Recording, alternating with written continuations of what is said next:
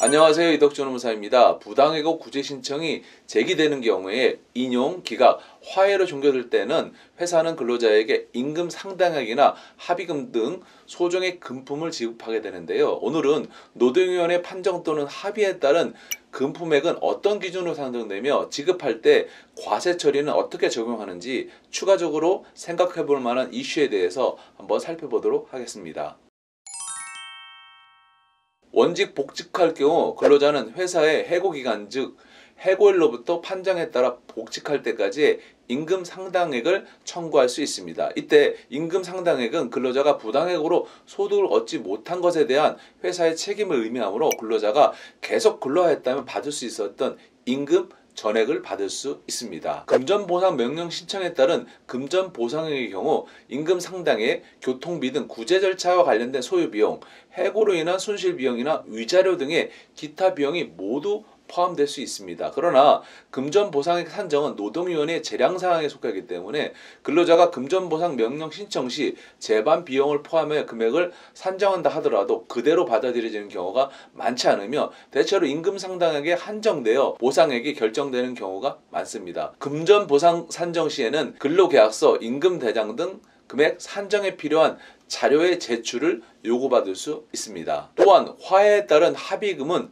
말 그대로 분쟁 당사자 간의 의견 조율을 통해서 결정되는 금액이므로 특별한 기준이 정해져 있지는 않습니다. 일반적으로 부당해고 인정 가능성이 높은 상태에서 회사가 근로자의 복직을 원하지 않는다면 합의 금액을 높게 제시하고 부당해고 인정 가능성이 낮을수록 합의 금액도 낮게 제시하게 됩니다. 부당해고 구제 신청에 따른 금품들은 각각 세법상의 과세 처리 기준이 상이한데요. 원직 복직에 따른 임금 상당액과 금전보상 명령에 따른 금전보상금은 근로의 대가로 지급된 것으로 보아 소득세법상 근로소득으로 구분이 됩니다. 비록 해고기간에 실제 근로를 제공하지 않았지만 근로계약 관계가 유효한 상태를 기반으로 제공된 금품이기 때문에 근로소득에 해당되는 것이 맞습니다. 반면 합의금은 사건의 취하, 화해로 종결되는 등 원만한 문제 해결의 대가로 지급되는 사례금이므로 세법상 기타 소득에 구분이 되며 최근 근로자에게 지급된 화해금이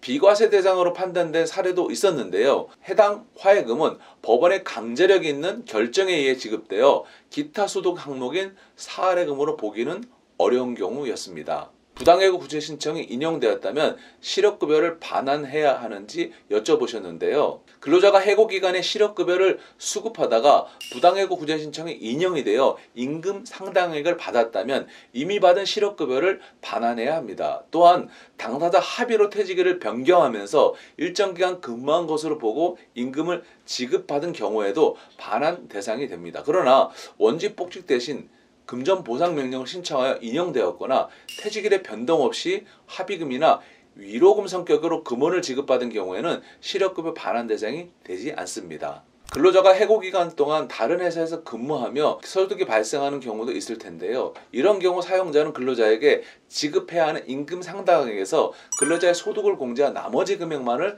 지급할 수 있습니다. 다만 이 경우에도 근로자에게 지급되는 임금 상당액이 근로기준법의 휴업수당에 상당하는 평균임금의 70%는 보장이 되어야 합니다. 오늘 이 영상을 보시고 궁금한 사항이 있으신 분들은 유튜브에 댓글을 달아주시면 답변 드리겠습니다. 감사합니다.